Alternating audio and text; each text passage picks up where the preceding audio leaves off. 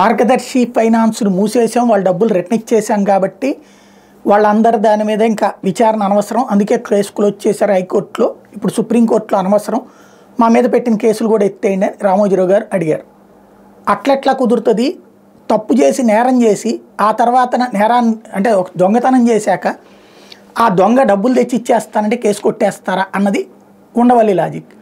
ఇప్పుడు దాని మీదన సుప్రీంకోర్టుకు వెళ్ళినటువంటి సందర్భంలో కీలకమైనటువంటి వ్యాఖ్యలు ఇది రామోజీరావు గారికి అతిపెద్ద షాక్ అయినటువంటి అంశాలు. సో ఇది సొమ్మంతా ఇక్కడ ఏమని అందంటే ప్రధానంగా ఏదైతే డబ్బులు రిటర్న్ ఇచ్చేశారు కాబట్టి ఇంకా అందులో ప్రాబ్లం ఏంటి అన్నటువంటి పాయింట్ రైజ్ చేశారు. అప్పుడు అభిషేక్ మను సింఘ్వి దీని మీద వాదనలు వినిపించారు. అటువైపు ఇటువైపున కీలకమైనటువంటి వ్యాఖ్యలని ఈ సందర్భంగా జస్టిస్ సూర్యకాంత్ జోక్యం చేసుకుంటూ సొమ్మంతా ఇచ్చేశారా లేదా ఫిర్యాదు చేశారా లేదా అనే విషయాలు సమస్య కాదు, తీర్పులో హైకోర్టు ఏం చెప్పింది అన్నదే ఇక్కడ ముఖ్యం. మొత్తం డిపాజిట్లు ఇంతమంది ఉన్నారు, ఇంత మొత్తం సొమ్ము ఉంది, ఇస్తానన్న వడ్డీ డివిడెండ్తో కలిపి ఇంత మొత్తం అయింది, ఆ తర్వాత సొమ్ములు ఇచ్చేశారనే విషయాలు తీర్పులో ఎక్కడ ఉన్నాయి అని ప్రశ్నించారు. ఇలాంటి అంశాల్లో బయటికి రాలేని వ్యక్తుల సమస్యలు కూడా ఆలోచించారన్నారు. 5,000 డిపాజిట్ చేసిన వారు వేల రూపాయలు ఖర్చు చేసి కోర్టుకు వచ్చి పోరాడగలరా అని ప్రశ్నించారు. పెండింగ్లో ఉన్న డిపాజిట్ల గురించి హైకోర్టు పబ్లిక్ నోటీస్ ఎందుకు ఇవ్వలేదో చూడాల్సిన అవసరం ఉందన్నారు. అట్లాగే మార్గదర్శి మీద ఇప్పటివరకు ఫిర్యాదులు లేవని ఇప్పుడు వస్తాయని సింఘ్వి పేర్కొంటే సొమ్ములు మీ వద్ద ఉంటే ఫిర్యాదు చేయడానికి ఎవరు ముందుకు వస్తారని చెప్పి సూర్యకాంత్ వ్యాఖ్యానించారు. హైకోర్టుకు పంపడానికి ఏమీ లేదని ఇక్కడే ఆదేశాలు ఇవ్వాలని సింఘ్వి గట్టిగా కోరారు. ఈ సమయంలో నిరంజన్ రెడ్డి జోక్యం చేసుకుంటూ కొత్త పరిణామాలు ఏమీ లేకుండా ఒకసారి హైకోర్టు తోసిపుచ్చిన అంశాలతోనే క్వాష్ పిటిషన్ దాఖలు చేశారని గుర్తు చేశారు. హైకోర్టు ముందు వాదనలు జరిగిన సమయంలో తెలంగాణ నుంచి పబ్లిక్ ప్రాసిక్యూటర్ ఒక్కరే హాజరయ్యారన్నారు. విభజన తర్వాత 2 రాష్ట్రాలు ఏర్పడితే ఆ సమయంలో కోర్టు మాత్రం ఒక్కటే ఉందన్నారు. ఉల్లంఘనలు బయటికి రాగానే ఆ సమయంలో కొన్నాళ్ళు డిపాజిట్ నిలుపుదల చేసి మళ్ళీ 2,600 కోట్లు వసూలు చేశారని నిరంజన్ రెడ్డి ధర్మాసనం దృష్టికి తీసుకొచ్చారు. ఈ సమయంలో సింఘ్వి జోక్యం చేసుకుని ఇదంతా ప్రస్తుతం అనవసరం అన్నారు.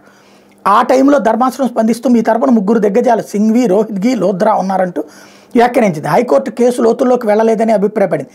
గతంలో జస్టిస్ సూర్యకాంత్ ధర్మాసనం ఇచ్చిన ఉత్తర్వులను సింఘ్వి ప్రస్తావిస్తుండగా అదంతా తమకు తెలుసని ఆ ఉత్తర్వులను పరిశీలించామని ధర్మాసనం పేర్కొంది. దీంతో ఇదేమీ సహారా అమ్రపాలి తరహా కేసు కాదని 5.31 కోట్లు మినహా మిగతా సొమ్మంతా వెనక్కి ఇచ్చేశామని మొత్తం 70,000 పేజీల రికార్డు సుప్రీంకోర్టుకు అందజేశామని సింఘ్వి పేర్కొన్నారు. మొత్తం డిపాజిటర్లు ఎంతమంది అని ధర్మాసనం ప్రశ్నించడంతో 2.7 లక్షల మంది అని సింఘ్వి సమాధానం ఇచ్చారు. తొలుత ముందుకు రాని ఏపీ ప్రభుత్వం సడన్గా ఎందుకు వచ్చిందో కూడా అర్థం చేసుకోగలమని, అయితే దాని మీద ఎట్లాంటి వ్యాఖ్యలు చేయబోమని జస్టిస్ సూర్యకాంత్ పేర్కొన్నారు. ఈ కేసును తిరిగి తెలంగాణ హైకోర్టుకు పంపుతామని, అక్కడ ఏపీ ప్రభుత్వం కూడా వాదనలు వినిపిస్తుందని, విచారణ పరిధి తెలంగాణ హైకోర్టుకు ఉంటుందని ధర్మాసనం పేర్కొంది. 2,600 కోట్లు తిరిగి చెల్లించామని సింఘ్వి మరోసారి ప్రస్తావించడంతో ఈ వాదన రాష్ట్ర ప్రభుత్వం నుంచి హైకోర్టుకు నివేదించాల్సి ఉందని న్యాయమూర్తి చెప్పారు. ఉమ్మడి హైకోర్టులో తెలంగాణ వాదనే విన్నారని, అయితే హైకోర్టు ఏ ప్రక్రియ అనుసరించిందనేది పరిశీలించాలని జస్టిస్ సూర్యకాంత్ అభిప్రాయపడ్డారు. పబ్లిక్ నోటీస్ కన్నా మిన్నగానే తిరిగి చెల్లింపులు చేశామని, భవిష్యత్ మార్గదర్శకాలు ఇవ్వాలని సింఘ్వి ధర్మాసనాన్ని అభ్యర్థించారు. ఆర్బీఐ స్టేటస్ రిపోర్ట్ ఇచ్చిన అంశాన్ని ఆయన గుర్తు చేయగా దాన్నేం మార్చలేం కదా, ఇప్పుడు అది అప్రస్తుతమని న్యాయమూర్తి వ్యాఖ్యానించారు. సింఘ్వి వాదనలు కొనసాగిస్తూ అదృష్టమో దురదృష్టమో రామోజీరావు ఈనాడు పబ్లిషర్ కావడంతో చాలా విషయాలను ఆయన ఎదుర్కోవాల్సి వస్తుంది. రాష్ట్రంలో ఈనాడు చాలా పాత పేపరు, ఈటీవీ కూడా ఉంది. 4 ఏళ్లుగా ఈనాడు తమపై వార్తలు రాస్తోందనే కారణంతో రాష్ట్ర ప్రభుత్వం ఈ కేసులో ముందుకు వచ్చిందని ఆరోపించారు.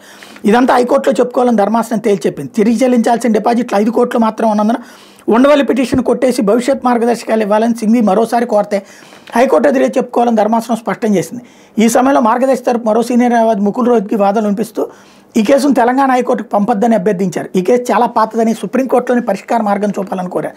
తగిన మార్గదర్శకాలు సూచిస్తూ ఆదేశాలు ఇవ్వాలన్నారు. అయితే తాము కేసు లోతుల్లోకి వెళ్లడం లేదని, నిర్దిష్ట కాల పరిమితిలో కేసును పునరుద్ధరించాలని తెలంగాణ హైకోర్టుకు సూచిస్తామని ధర్మాసనం పేర్కొంది. ఆ తర్వాత మార్గదర్శి తరపు మరో సీనియర్ న్యాయవాది సిద్ధార్థ లోధ్రా వాదనలు ప్రారంభిస్తుంటే ఆ పిటిషన్ ఏంటని ధర్మాసనం ప్రశ్నించింది. హైకోర్టు ఆర్డర్లో హెచ్యుఎఫ్ విషయంలో వచ్చిన తప్పును సవాల్ చేశామని లోధ్రా తెలిపారు. ఇది ప్రస్తుతం అవసరం లేదని ధర్మాసనం అభిప్రాయపడింది. పిటిషన్ దాఖల్లో ఏపీ ప్రభుత్వ జాప్యాన్ని మన్నిస్తున్నాం, ఉండవల్లి అరుణ్ కుమార్ ఎస్ఎల్పి విచారణ అర్హతతో పాటు పార్టీ ఇన్ పర్సన్గా అనుమతిస్తున్నాం, 31/12/18 ఉమ్మడి హైకోర్టు ఇచ్చిన తీర్పును రద్దు చేస్తున్నాం, మార్గదర్శి ఫైనాన్షియల్ డిపాజిట్ల కేసును తెలంగాణ హైకోర్టు తిరిగి విచారించాలి, Andhra Pradesh, Telangana, reserve bank of India, Undavalli Arun Kumar, Ramoji Rao unclaimed డిపాజిటర్ల వాదనలు విని 6 నెలల్లోగా ఈ కేసును తేల్చాలని, క్లెయిమ్డ్ డిపాజిటర్ల సమస్యలు విని నివేదిక ఇచ్చేందుకు ఒక న్యాయాధికారిని నియమించాలని ధర్మాసనం ఆ ఉత్తర్వులో పేర్కొంది. కోర్టు తీర్పుల మీద ఏపీ ప్రభుత్వం ఉండవల్లి అరుణ్ కుమార్ ఇష్టారీతిని వ్యాఖ్యలు చేస్తున్నారని రామోజీరావు తరపు సీనియర్ న్యాయవాది సిద్ధార్థ రుద్ర నివేదించారు. ఏపీ ప్రభుత్వానికి సాక్షి పత్రిక ఉందని దాంట్లో రామోజీరావుపై కథనాలు రాయకుండా నియంత్రించాలని కోరారు. ఈ దశలో నిరంజన్ రెడ్డి జోక్యం చేసుకుంటూ రామోజీరావుకి ఈనాడు ఈటీ ఉన్నాయని కోర్టు దృష్టికి తెచ్చారు. సాక్షి పత్రికతో ఏ ప్రభుత్వానికి సంబంధం లేదని తాను చట్టబద్ధంగా దీన్ని నిరూపించగలన నిరంజన్ స్పష్టం చేశారు. దీని మీద ధర్మాసనం స్పందిస్తూ ఎలాంటి గ్యాగ్ ఆర్డర్లు ఇక్కడ ఇవ్వలేమని, కోర్టులో ఏం జరిగిందో చెప్పుకోవచ్చని, అదే సమయంలో జరగనిది చెప్పడానికి వీల్లేదని తేల్చి చెప్పింది. కోర్టు తీర్పు తర్వాత ఉండవల్లి అరుణ్ కుమార్ దాన్ని తప్పుపట్టారని లోద్రా పేర్కొనడంతో దీనిపై ధర్మాసనం స్పందిస్తూ ఉండవల్లి మాజీ ఎంపీ ప్రజాక్షేత్రంలో ఉంటారని వ్యాఖ్యానించింది. ప్రజల కోసమే ఉండవల్లి సుప్రీంకోర్టు వరకు వచ్చారని, అదే సమయంలో కోర్టు తీర్పుపై తన అభిప్రాయాన్ని వెల్లడించి ఉంటారని పేర్కొంది. కోర్టు తీర్పును కొందరు స్వాగతిస్తారు, మరికొందరు విమర్శిస్తారు. కోర్టు తీర్పును ఒక్కొక్కరు చూడరాదంటూ సీజే మేము లక్ష్మణ్ రేఖ గీలేం, ఈనాడు పత్రికకు ఏపీ ప్రభుత్వం వ్యతిరేకమైన భావంతో అలా వ్యవహరించొద్దని ఏపీ ప్రభుత్వాన్ని ఆదేశించలేం కదా. ప్రజాక్షేత్రంలో ఉండేవారు మీడియా ముందు అనేక విషయాలు ప్రస్తావిస్తారు, మీడియా వాటిని రాస్తుంది, ఎవరిని నియంత్రించలేం, ఎవరి అభిప్రాయాలు వాళ్ళకు ఉంటాయంటూ ధర్మాసనం వ్యాఖ్యానించింది. మెయిన్ ఇది ఆపాలి అన్న ప్రయత్నం కూడా విఫలమైందనమాట.